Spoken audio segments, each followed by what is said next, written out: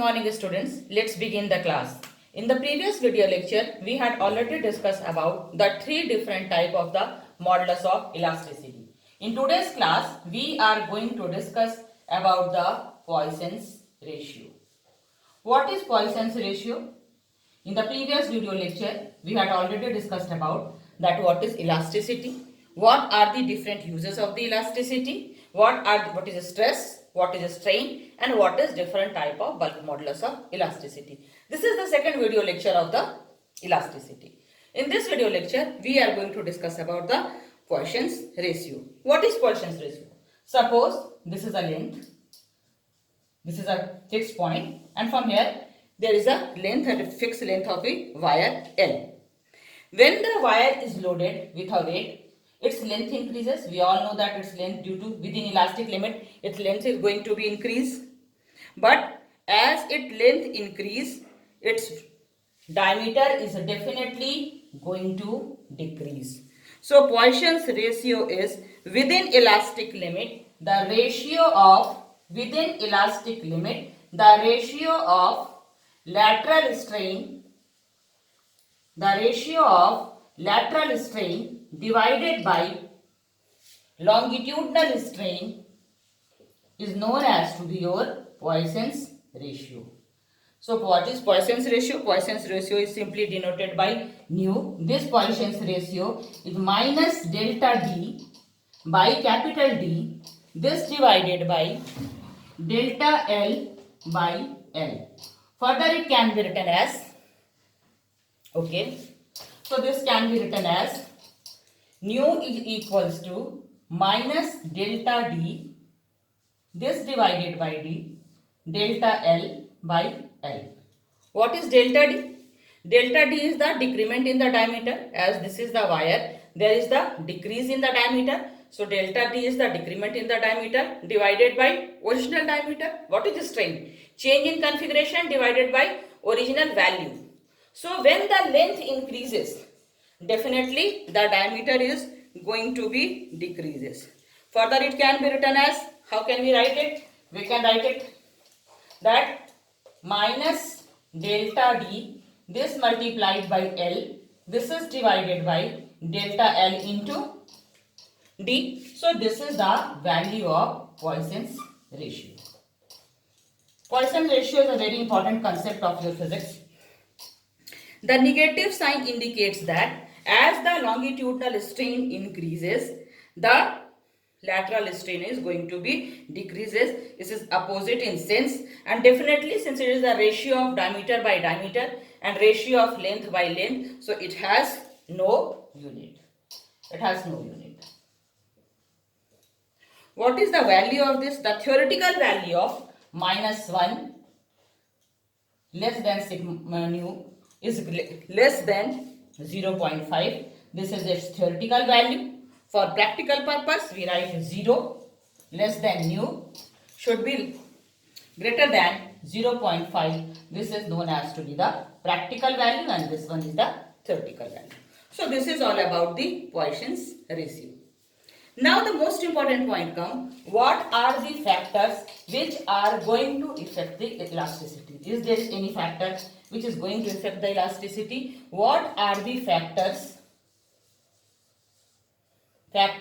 which is going to affect or which is affect the elasticity? So the first factor which affects the elasticity is your hammering.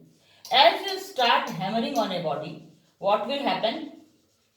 First factor is hammering. As we start hammering of a body, in this process, the crystal grains are going to be broken into the small units and elasticity of material increases. So we can say that by hammering, the elasticity of material is going to be increased. Second one is your presence of impurity.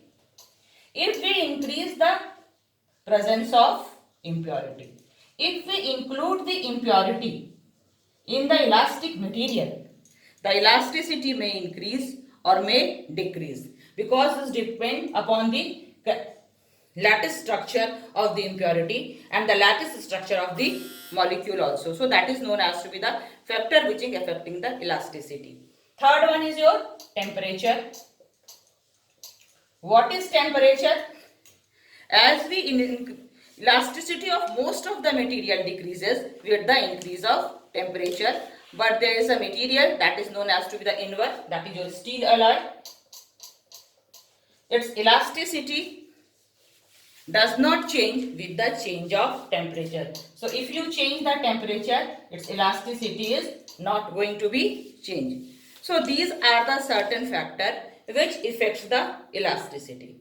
Now the most important point we are going to discuss again and again, what is elasticity, what are different modulus of the elasticities, what is shear, what is strain. But the important question arises, what is the application of this chapter? Why we need elasticity? What is the application of this chapter? So what is the application of elasticity? We are going to discuss about the application of elasticity. Whatever building we are going to construct, in the world of construction, we always need the information regarding the elasticity. Without elasticity, we cannot create anything. So any metallic part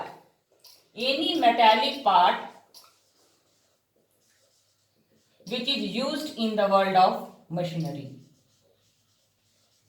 In the world of machinery, where we are using the metallic part, we always need to know the limit of elastic limit, because beyond elastic limit, we cannot manufacture any material.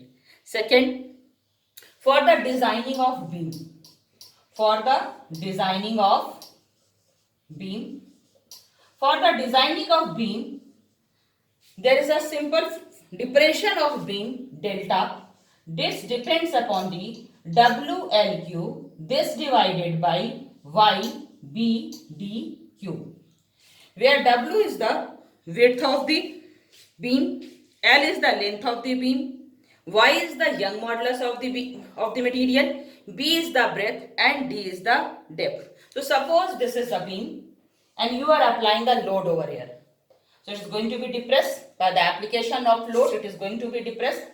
So depression is directly proportional to its weight, its length. So more the length, more the depression. Whatever, if you increase the length, the depression will going to be increased. If you increase the weight, the depression delta is going to be increased. But it is inversely proportional to, delta is inversely proportional to Y, B and DQ. So this is the reason when we construct the building, when we create the building, we use the I shape of the body. Why we use this I shape of the body? So if we can decrease the breadth and we can increase the depth, the elasticity or the building is more and more strong, because the depression is less.